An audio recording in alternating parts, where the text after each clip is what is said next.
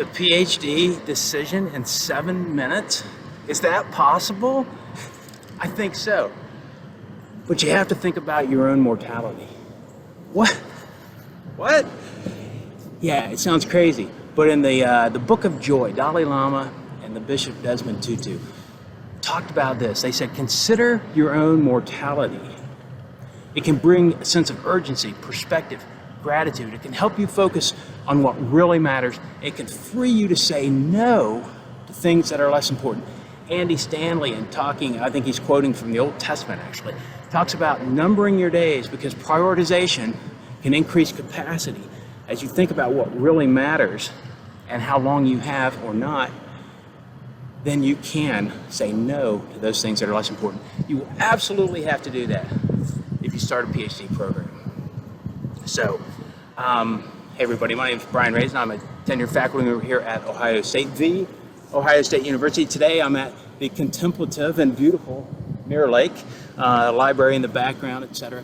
Great place to stop and to think about, do you really want to do this? I've been at Ohio State with extension for about 24 years, and I also teach in the College of Food, Ag, and Environmental Science Department of Ag Communications, Educational Leadership, mostly graduate students. I have a lot of colleagues who have asked me, and friends from really around the country, about doing their PhD program. Maybe they have their master's degree and they're thinking about going on.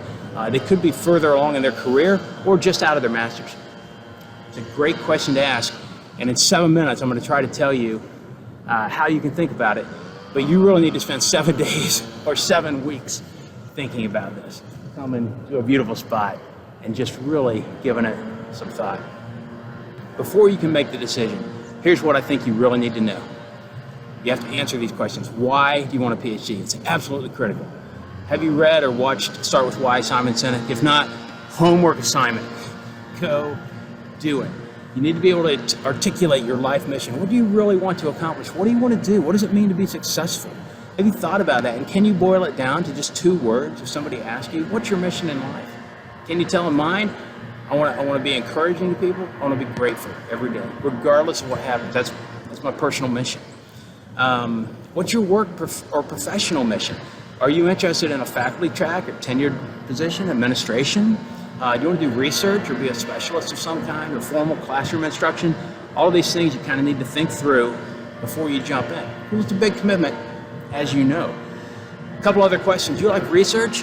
In our program, in our PhD program in my department, it's like 40% research and statistics, not non-formal education, which is really what I do a lot of, well, along with formal classroom. But what's your theoretical framework for instruction?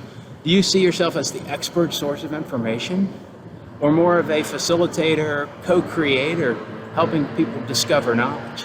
Do you like theory, reading, literature reviews, reading, empirical data gathering, reading, pedagogy, and ontology, epistemology?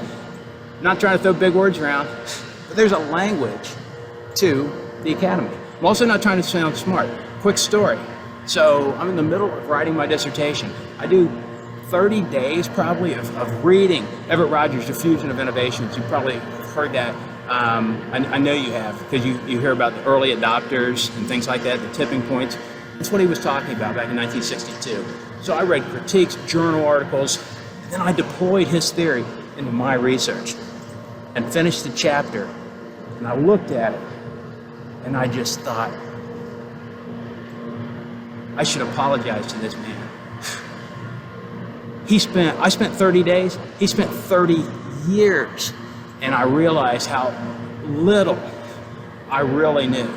That my program, my doctorate, was such a narrow slice, and there's so much more to know. Very humble. Really got my attention. Other stuff to think about. All right, where do you start? Do you work for a university or do you not? You can usually jump into a grad non-degree. You don't have to apply and get accepted into the program. You can usually take a couple of classes, dip your toes in the water, see what you think. If you're an OSU extension person or work for a university, you can explore our program or look at Education and Human Ecology. They're just across the street that way, or the Glenn School back across the oval right to my left.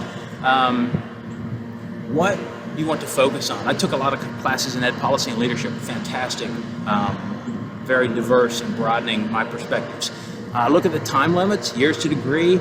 If you're on the slower pace, it takes a lot of time, but know the risk. If you don't pass your comprehensive exams, you're done. 2 years of class and you miss, you're out. So you need to know that in advance. Look at the program requirements. The Chronicle of Higher Education talks about a 50% dropout rate. Now, there are a lot of reasons, I won't go into all those, but you need to know that before you jump in. That's why you need to have that compelling why, so that it will drive you when you just want to bang your head against the wall and quit. Certainly look at program handbooks, depending on what school you're looking at or what program. How do you be successful? Number one thing, just decide, I'm going to do it. But remember, your job, you can't leave if you're working full-time. You can't leave your current folks hanging. But you can talk to your supervisors, keep the communication flowing, and look for opportunities. I was very blessed. I got a special study assignment, so that put me on campus for about a day a week. So I was able to take classes, usually they were late afternoon, evening, balance that, juggle that, and kind of give me that time or that space to be here and to take those classes. We didn't have online back then. But just ask, look for those opportunities. Don't hesitate to do that. How else can you be successful? Remember work-life balance.